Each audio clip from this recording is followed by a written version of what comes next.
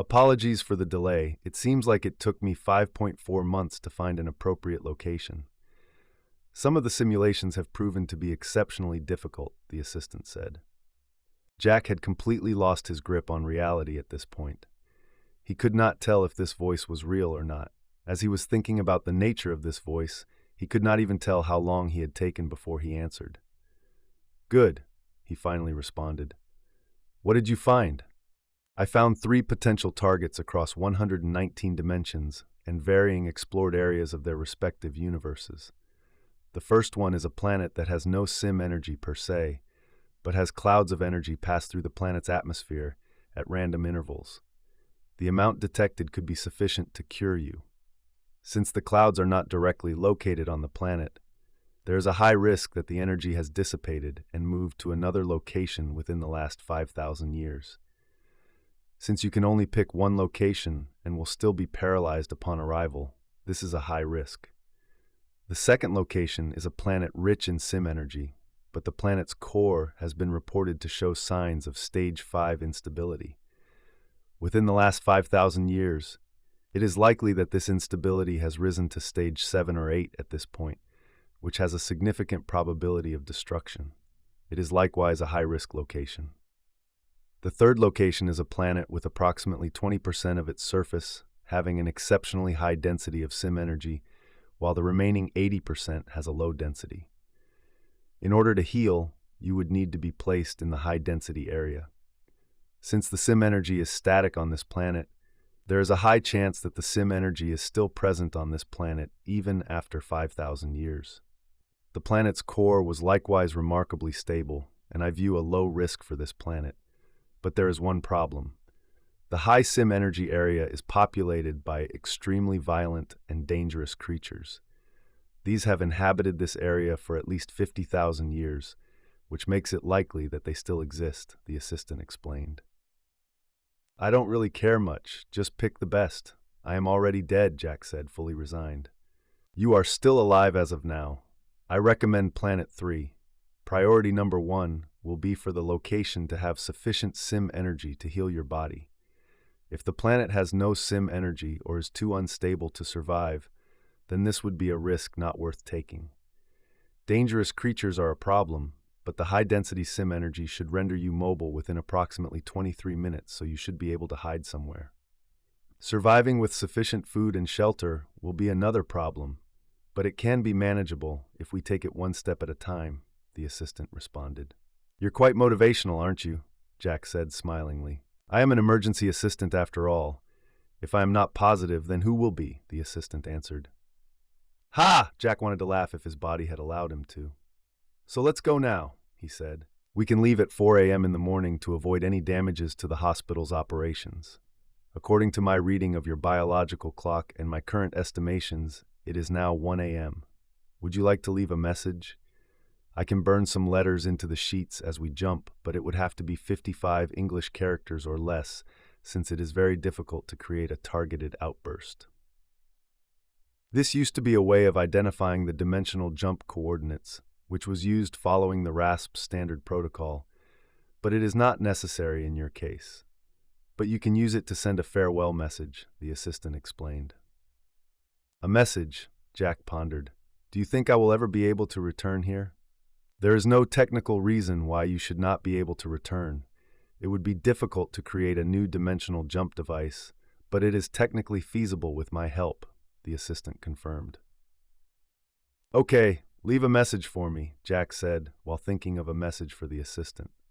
"I have scheduled the dimensional jump to planet AXY 23342188098 and coordinates 12.35642 degrees N, 134.615558 degrees W. These should match the current positioning of the central part that has the highest levels of sim energy," the assistant announced. "Thanks, I will trust you on this. Does the planet have a name?" Jack asked. "I am not familiar with the name of this planet outside of the categorization created by the RASP, which includes a dimension identifier followed by a code representing the specific planet. The planet is approximately 50 times larger than Earth and has similar climate variations. It matches key features found in Earth's environment, namely a moon and a sun, which are in close proximity and have enabled the proliferation of human life. My last information update occurred 5,000 years ago, which categorizes the dominating human species as emerging. At the time, the total population was estimated to be 3 billion people, including large quantities of animals as well as creatures that have been genetically modified through sim energy. It is expected that the population has grown significantly since then, and estimates suggest that the current population is between 50 and 400 billion inhabitants, the assistant explained. Wow, that sounds like a huge planet. How come there are humans on it in a different dimension and on some random planet far away from Earth? As far as I know, humans have developed from apes on this planet, Jack asked curiously. There are many human species all over the different universes and dimensions, the rasp being one example. However, the term human species leaves quite a lot of room for variation, since the Homo sapiens known to be dominant on Earth were not the only human species in Earth's history. Additionally, advanced species like the rasp have undergone heavy genetic and technological modifications, while the local human species on our target planet have been greatly shaped by their exposure to low and high-density sim energy. With regards to the reason for the existence of human species so far away, that is a mystery, according to my latest data describing research conducted by the rasp. The rasp did not originate in this dimension either, but emerged as a human species regardless. There are a variety of theories as to why human species have emerged nearly everywhere, but none of them has been proven or disproven according to my latest knowledge. One of these is the template hypothesis, which presumes that evolutions were externally manipulated to follow a certain path with the specific goal of forming humans in different environments. This hypothesis presumes the existence of another highly advanced species, potentially also a human species, that predates all known human species, including the rasp. Another one is the emotional inevitability hypothesis, which argues that consciousness and intelligence were secondary to the existence of emotion and social connections, which excludes many different life forms that have undeveloped emotional lives, lacking social connections and small brains. This theory is based on the need for strong emotions to create desires, motivation, curiosity, and other essential components of what we call intelligence and what we view as prerequisites for growing and dominating a planet. A third theory is, the assistant elaborated. That's enough, I get it. Nobody knows. What else can you tell me about the planet? What are their cultures like? Are they like ours? Which language are they speaking? We got a few hours, so tell me everything you know about the planet, Jack demanded. Certainly, but keep in mind that all my data is outdated. If I include estimates in my explanations, then I will declare them as such. The gravity on this planet is 12% higher compared to Earth, while the composition of the atmosphere is nearly identical in terms of nitrogen and oxygen compositions. An estimate suggests the existence of approximately 3,000 languages at the time of the last data collection. But you must not worry, since I am able to translate your words and understanding in real time. As I am integrated into your brain, I can make communication as easy as if you were a native speaker. The cultures, the assistant expanded. Wait, are you saying I could speak and understand Spanish right now? Jack asked, astonished. Yes, although you would perceive it as speaking English due to the real-time nature of my translation. You would be thinking in English but would speak Spanish. This feature depends on your intention and who you wish to speak to. It will be easier for you to understand how it works once you speak to other humans in our target destination. Of course, you are not able to speak at this moment, so there would be no impact, the assistant explained. Obviously, go on, Jack requested. The cultures are highly diverse, and as is typical for human species, there are a variety of tribal, nomadic, and collectivist societies. Since the planet is significantly larger than Earth, with abundant resources that support human life, many societies and cultures have emerged. Notable ones were 15 large cultures that have each unified large segments of the planet's territory. An estimated 45% of the entire planet was being controlled by these cultures 5,000 years ago, but it is unlikely that either of them still exists, as they were continually engaged in war. but it is notable that they have exhibited all of the social and political systems found on Earth already 5,000 years ago, and have likewise seen a variety of systems that Earth is yet to experience. The sim energy, the assistant elaborated. Like what? Jack asked. Some of the most notable government structures were the real democracy, where the population would vote on every issue that decided the direction of the country. This was, expectantly, a complete disaster, since the population of a country is not automatically a good operator of that country or has the skills and knowledge to lead it. Another structure was termed constrained anarchy, and it was located in an area that had a very high population of hostile creatures. In this system, approximately 20 large tribes would compete for dominance, but their interdependence and common religion forced them to collaborate in hunting and resource gathering to survive. The populations of the tribes were kept static due to the hostile environment and limited resources, while their geographic separation made unification impossible, since governance was difficult across areas with hostile creatures constantly fighting and killing those who sought to travel. According to their religion, each generation would birth one or more heroes who brought great prosperity to the tribes. For them, nourishing their offspring and turning them into strong warriors was a greater goal than any attempts at unification. This system worked remarkably well, and it should be noted that sim energy also has a strong impact on emotions and brain functions, which can explain certain differences compared to Earth.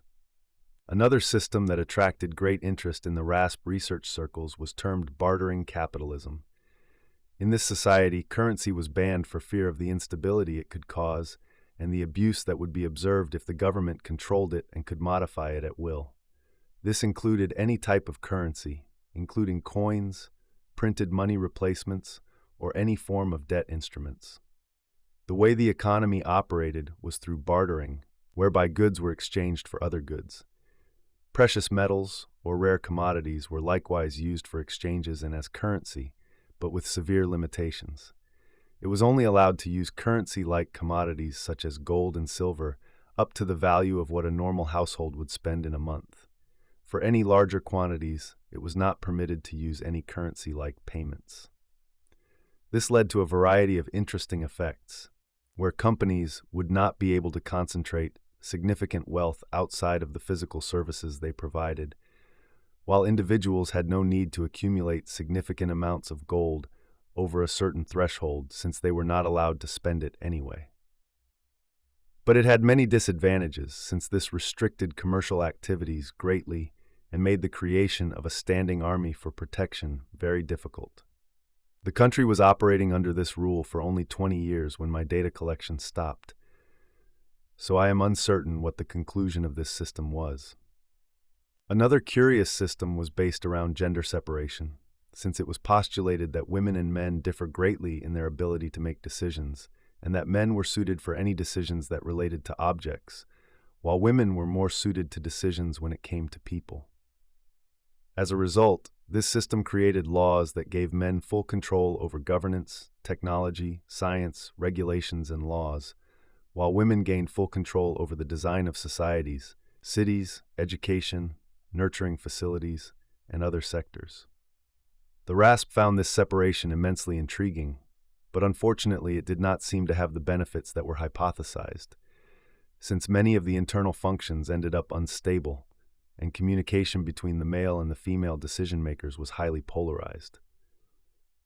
While the idea that gender differences could inform decision-making responsibilities is an interesting one, the attempt to segregate real-life institutes according to beliefs around gender is flawed, since individuals vary greatly, and it is more beneficial to focus on the individual's talents and tendencies, which are often very different from their demographic average. Then there was, the assistant explained. Okay, tell me more about the other things. What's the impact of sim energy on the planet and inhabitants? And what is our target location like? Jack asked.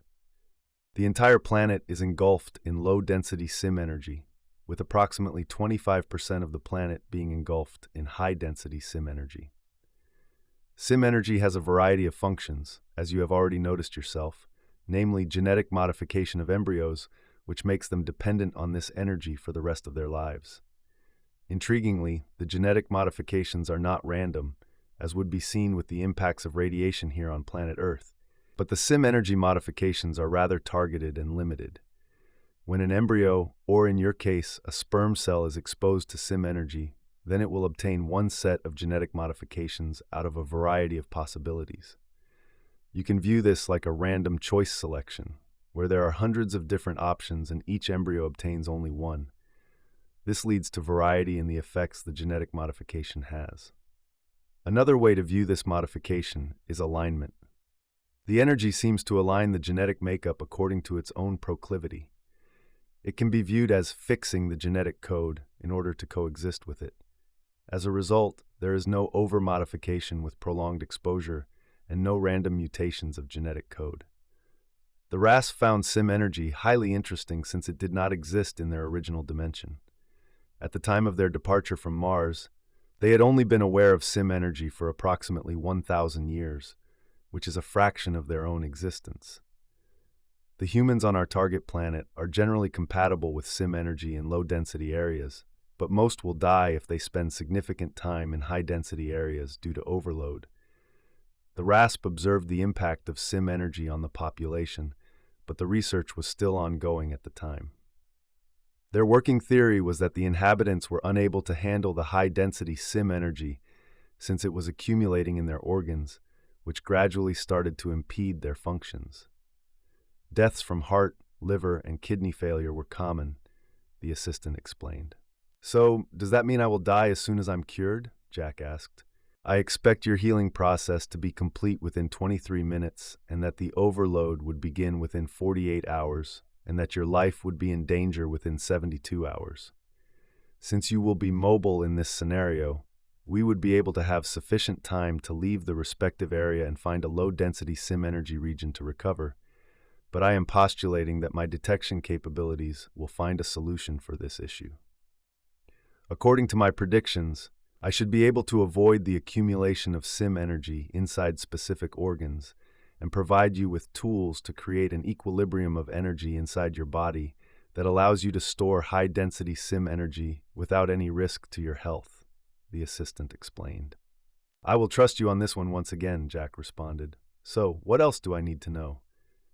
"The most important information for you to be aware of is related to the impact of sim energy, the hostile terrain, and the creatures in our target location. While humans and animals gain distinct genetic mutations from sim energy, not all organisms are affected this way. Some insects and small animals were found to be unaffected by sim energy whatsoever, but there are others that have been found to exhibit extreme modifications. Observational research conducted by the RASP found that deep-sea aquatic creatures showed a high degree of genetic modification as a direct impact of sim energy, and that high-density energy would show even greater impacts. The local population would therefore differentiate between animals and creatures, since creatures behaved and appeared distinctly different. High-density sim energy has a tendency to generate a purple-looking fog, which gives the creatures a rather menacing appearance. They seem to be able to accumulate sim energy naturally, as opposed to humans who cannot tolerate high-density energy. While the planet contains many animals that you would recognize, the creatures will be foreign to you. These resemble aquatic species that you might be familiar with, and especially octopus-like creatures are affected, which leads to most creatures having tentacles as well as legs or even wings. You can imagine creatures looking like sea animals that have increased their size manifold and have acquired additional organs and body parts, as well as a predatory bloodthirst. They are truly a nightmare, as one well-known RASP researcher explained at a popular conference once. Typical creatures are 5 meters tall and weigh about 2 tons.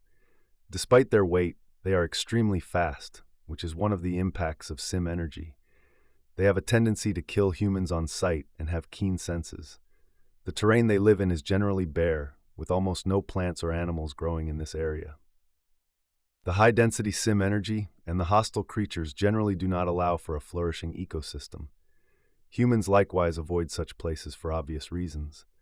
The sim energy also impacts humans, but in a rather peculiar way. The abundance of sim energy, as well as the targeted genetic modification occurring in humans, allowed them to harness and manipulate sim energy and create a variety of techniques and abilities because of it. Some are rather minor, such as the improvement of wound healing, the reduction of sleep requirements, or the enhancement of the senses. Others are extreme, such as the manipulation of objects at a distance, the ability to use sim energy to teleport to another location, and the ability to convert energy into heat, which can generate explosions or fires. Since each human obtains a different genetic modification, there is a certain individuality in terms of sim energy's impact on humans. The RASP have recorded approximately 30,000 different techniques that humans have displayed based on sim energy. While this will not be relevant upon our arrival, as we are targeting the area dominated by creatures, it will be relevant when we leave the area, the assistant explained. Wait, are you telling me that you are sending me into a world with monsters and people with superpowers? Are you sure the other planets weren't better? Jack asked, slightly irritated. Based on your memories, I confirm that your description is fitting. This location has the highest probability of survival and also the highest probability of returning to Earth. I do not recommend choosing the other planets, the assistant responded. I see. So, one step at a time, walk me through the first 10 hours of our arrival. What will I do to survive? Jack asked calmly. You will remain motionless for approximately 23 minutes, which should suffice in healing your current condition. Since you have not moved your muscles in years, you will have trouble standing up or even moving, but you will have to force yourself to move to a secure location no matter what. You will likewise have issues seeing, since you have not opened your eyes in a long time, but you must force your eyes open and not close them. The first thing you do is find a cave or some type of cover. The area is mountainous, and I expect us to arrive at a location that is not easily viewable from a distance, since this is what the majority of the land looks like. Once you have found shelter, you will aim to circulate the sim energy to avoid its accumulation in your organs. This will likewise give you a high level of energy, and you will likely be able to sense what ability you have been modified with. It should also give energy to your muscles and allow you to move freely. From then on, we will follow standard RASP survival protocols for outpost researchers, which involve securing shelter and nutrition. A variety of strategies are valid, but it would be recommended to aim to leave the high-density sim energy area as rapidly as possible and locate animals to hunt. While it is possible to eat creatures, since it was discovered by the RASP that they taste like fish, are high in omega-3 fatty acids, and are particularly delicious due to the sim energy that adds a smoky taste. They are extremely dangerous, and humans must avoid them at all costs. From that point, we will gather information and then approach a human settlement in order to generate a plan for the development of a dimensional jump device, the assistant said. That sounds like a crazy plan. So much could go wrong. But there isn't really anything else for me to do. What happens to all the cables and catheters that are in my body right now? Jack asked. These will remain here. I am able only to transfer your body in the dimensional jump. Since I have been distributed into your entire body, I have a high level of accuracy when it comes to locating foreign objects. In fact, I have noticed kidney stones in one small tumor, which I will likewise leave here when we jump to our target location, the assistant responded. Wow, thanks. I don't know if this is a dream or not, or if I am even still alive, but you have convinced me that it is real no matter what happens, Jack concluded. We will jump in approximately 24 minutes. I will now give you time to collect your thoughts. Please prepare yourself for the worst possible scenario and mentally prepare to fight for your life as soon as you regain consciousness. What your new life will bring depends entirely on how much you will be willing to fight from now on. In this world, it will be to kill or to be killed, the assistant warned. Jack remained silent and did as the assistant said. Since he had no idea how he should prepare for something like that with his body being entirely unmovable, he just focused on one word: kill. To kill or to be killed. To kill or to die. To kill to survive. He tried to fill his mind with only one word: to have a killer instinct, killer eyes, a killer mindset. Jack was scared. He had never hurt anyone and had never been in danger. While he loved martial arts and combat sports, these were collaborations, not conflicts. His sparring partners were his best friends. He never tried to hurt anyone. He never tried to kill to survive. In just a few minutes, he would wake up in the most hostile world he had ever seen, and he would be as weak as he had never been before. Jack was not just scared, he was utterly terrified.